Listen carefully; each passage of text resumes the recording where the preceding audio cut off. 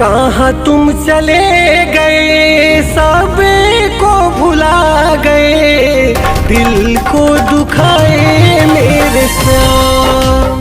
हाय कहाँ तुम चले गए, सब को भुला गए, दिल को दुखाए मेरे श्याम। छोड़ के अकेला सबको कहाँ तू चला गया, रैना सबको छीन लिया, सबके दिल में छा गया।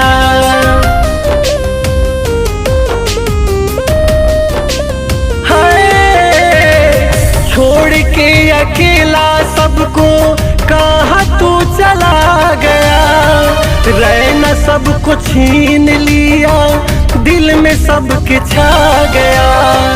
दूसरे जन्म में भैया राम बन के आना, हाँ दूसरे जन्म में भैया राम बन के आना, यही मेरा तुझसे है बयान।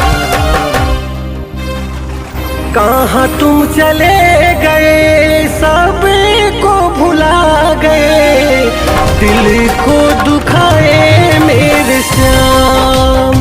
हाय कहाँ तुम चले